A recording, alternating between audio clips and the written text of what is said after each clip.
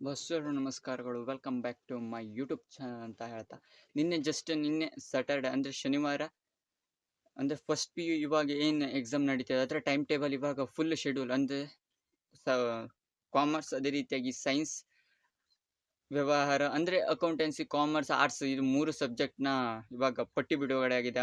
ಅಂದರೆ time table ಯಾವ ರೀತಿ ಇದೆ, ಅದೇ ರೀತಿ ಯಾವಾಗಿಂದ ಸ್ಟಾರ್ಟ್ ಆಗ್ತಿದೆ ಅನ್ನೋದನ್ನು ನಾನು ನಿಮ್ಗೆ ಈ ವಿಡಿಯೋ ಸಂಪೂರ್ಣವಾಗಿ ತಿಳಿಸ್ಕೊಡ್ತೇನೆ. ಅದೇ ರೀತಿಯಾಗಿ ಚಾನಲ್ಗೊಂದು ಹೊಸದಾಗಿ ವಿಸಿಟ್ ಮಾಡ್ತಾ ಇದ್ದವರು ಅದು ಚಾನಲ್ಗೊಂದು ಪ್ಲೀಸ್ ಸಬ್ಸ್ಕ್ರೈಬ್ ಮಾಡ್ಕೊಳ್ಳಿ ಅಂತ ಹೇಳ್ತಾ, ಇಷ್ಟ ಆದ ಮೇಲೆ ಲೈಕ್ ಕೊಡಿ, ಹೇಗಿತ್ತು ಅಂತ ವಿಡಿಯೋಗೆ ಪ್ಲೀಸ್ ಸಬ್ಸ್ಕ್ರೈಬ್ ಮಾಡ್ಕೊಂಡು ಸಪೋರ್ಟ್ ತೋರಿಸಿ ಅಂತ ಹೇಳ್ತಾ, ಬನ್ನಿ ಶುರು ಮಾಡೋಣ. ಮೊದಲೇದಾಗಿ 14/2 ಅಂದರೆ ಫೆಬ್ರವರಿ 14ನೇ ತಾರೀಕಿಂದ ಇವಾಗ ಪ್ರಥಮ PUCಯ ವಾರ್ಷಿಕ ಪರೀಕ್ಷೆಯ ವೇಳಾಪಟ್ಟಿ ಸ್ಟಾರ್ಟ್ ಆಗಿದೆ. ಅದೇ ರೀತಿಯಾಗಿ ಮೊದಲ 14ನೇ ತಾರೀಕು ಎಲ್ಲ ಮೂರು ವಿಷಯಕ್ಕೂ ಅಂದರೆ ಕಾಮರ್ಸ್, ಆರ್ಟ್ಸ್, ಅದೇ ರೀತಿಯಾಗಿ ಸೈನ್ಸ್, ಇದು ಮೂರು ಒಂಥರ ಸಬ್ಜೆಕ್ಟ್ ಅಲ್ಲ.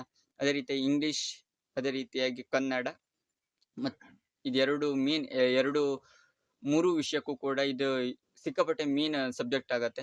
ಇಂಗ್ಲೀಷ್ 14ನೇ ತಾರೀಕಿದೆ, ವಿಷಯ ಸಂಖ್ಯಾತ 2. ಅದೇ ರೀತಿಯಾಗಿ ಸಮಯ ಸೇಮ್ ಎಲ್ಲ ಪರೀಕ್ಷೆದು ಕೂಡ 10 ಗಂಟೆಯಿಂದ 1 ಗಂಟೆ ತನಕ, ಗರಿಷ್ಠ ಅಂಕಗಳು 80. ಅದೇ ರೀತಿಯಾಗಿ 15ನೇ ತಾರೀಕು ಹಿಂದಿ, ಅದೇ ರೀತಿಯಾಗಿ ಸಂಸ್ಕೃತ ಇದ್ದವರಿಗೆ. ನನ್ನ ಪ್ರಕಾರ ಇಲ್ಲಿ ನಮ್ಮ ಕನ್ನಡ ಮೀಡಿಯಮಲ್ಲಿ ಅಷ್ಟೊಂದಿಲ್ಲ. ವಿಷಯ ಸಂಕೇತ 3, ಅದೇ ರೀತಿಯಾಗಿ 10 ಗಂಟೆಯಿಂದ 1 ಗಂಟೆ ತನಕ, ಅಂದರೆ 3 ತಾಸಿನ ಪರೀಕ್ಷೆ, 80 ಮಾರ್ಕ್ಸ್. ಅದೇ ರೀತಿಯಾಗಿ 17ನೇ ತಾರೀಕು ಅಂದರೆ ಸೋಮವಾರ ಲೆಕ್ಕಶಾಸ್ತ್ರ, ಅದೇ ರೀತಿಯಾಗಿ ಭೌತಶಾಸ್ತ್ರ. ಲೆಕ್ಕಶಾಸ್ತ್ರ ಅಂದರೆ ಅಕೌಂಟೆನ್ಸಿ ಕಾಮರ್ಸ್ಗಳಿಗೆ, ಭೌತಶಾಸ್ತ್ರ ಅಂದರೆ ಫಿಸಿಕ್ಸ್, ಇದು ಸೈನ್ಸ್ಗಳಿಗೆ ಇರಬೇಕು.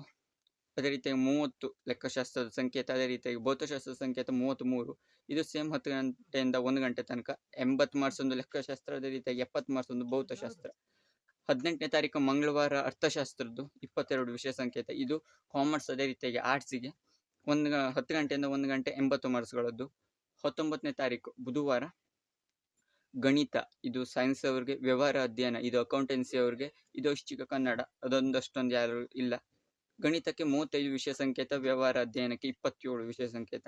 10 ಗಂಟೆಯಿಂದ 1 ಗಂಟೆ ತನಕ, 80 ಗರಿಷ್ಠ ಅಂಕಗಳು. ಅದೇ ರೀತಿಯಾಗಿ 20ನೇ ತಾರೀಕು ಇತಿಹಾಸ, ಇದರ ಸಂಕೇತ 21. ಅಂದರೆ ಇತಿಹಾಸ ಅಂತ ಹೇಳಿದ್ರೆ ಆರ್ಟ್ಸ್, ಅದೇ ರೀತಿಯಾಗಿ ಕಾಮರ್ಸ್ ಅವ್ರಿಗೆ ಇರುತ್ತೆ. ಸಂಖ್ಯಾಶಾಸ್ತ್ರ, ಇದು ನನ್ನ ಪ್ರಕಾರ ಇಲ್ಲೆಲ್ಲ ಅರ್ಥಶಾಸ್ತ್ರದಲ್ಲೂ ಸಂಖ್ಯಾಶಾಸ್ತ್ರ ಬರುತ್ತೆ. ಸಂಖ್ಯಾಶಾಸ್ತ್ರ 31ಕ್ಕಿದೆ, 10 ಗಂಟೆಯಿಂದ 1 ಗಂಟೆ ತನಕ, ಇದು ಕೂಡ 80 ಮಾರ್ಕ್ಸ್ದಾಗಿರುತ್ತೆ. 21ನೇ ತಾರೀಕು ರಸಾಯನಶಾಸ್ತ್ರ, ಅದೇ ರೀತಿಯ ಭೂಗೋಳಶಾಸ್ತ್ರ ಇದೆ. ಇದರ 34, 24 ಇದರ ವಿಷಯ ಸಂಕೇತ. ಇದು 10 ಗಂಟೆಯಿಂದ 1 ಗಂಟೆ ತನಕ ಇದೆ, 70 ಮಾರ್ಕ್ಸ್ನ ರಸಾಯನಶಾಸ್ತ್ರ, ಅದೇ ರೀತಿಯಾಗಿ 80 ಮಾರ್ಕ್ಸ್ ಒಂದು ಭೂಗೋಳಶಾಸ್ತ್ರ. 22ನೇ ತಾರೀಕು ಕನ್ನಡ ಇದೆ 1, ಇದರ ವಿಷಯ ಸಂಕೇತ. 10 ಗಂಟೆಯಿಂದ 1 ಗಂಟೆ ತನಕ, 80 ಮಾರ್ಕ್ಸಿನದ್ದಾಗತ್ತೆ. 24ನೇ ತಾರೀಕು ಜೀವಶಾಸ್ತ್ರ ಇದೆ, ಇದರ ವಿಷಯ ಸಂಕೇತ 36. ಗಣಕ ವಿಜ್ಞಾನ ಅಂದರೆ ಕಂಪ್ಯೂಟರ್ ಸೈನ್ಸ್ 41, ಅದೇ ರೀತಿಯ ರಾಜ್ಯಶಾಸ್ತ್ರ ಪೊಲಿಟಿಕ್ಸ್ ಸೈನ್ಸ್ 29 ವಿಷಯ ಸಂಕೇತ. 10 ಗಂಟೆಯಿಂದ 1 ಗಂಟೆ ತನಕ, ಅದೇ ರೀತಿಯಾಗಿ 70, 80 ಮಾರ್ಕ್ಸ್ ಒಂದು. ಇಲ್ಲಿ ಯಾವುದು ಕೂಡ 100 ಮಾರ್ಕ್ಸು, ಅದೇ ರೀತಿಯಾಗಿ 125 ಮಾರ್ಕ್ಸು ನನ್ನ ಪ್ರಕಾರ 10th ಅಲ್ಲಿ ಮಾತ್ರ ಕನ್ನಡ ಮಾಧ್ಯಮಕ್ಕಿತ್ತು. ಅದೇ ರೀತಿಯ ಕೊನೆಯದಾಗಿ 25ನೇ ತಾರೀಕು ಹಿಂದೂಸ್ತಾನಿ ಸಂಗೀತ, ಇದೊಂದು ಅಷ್ಟೊಂದು ಮ್ಯಾಟ್ರ್ ಆಗ ನನ್ನ ಪ್ರಕಾರ. 22ನೇ ತಾರೀಕಿಗೆ ನನ್ನ ಪ್ರಕಾರ ಕಾಮರ್ಸ್ ಅವ್ರದ್ದು ಮುಗಿಯುತ್ತೆ.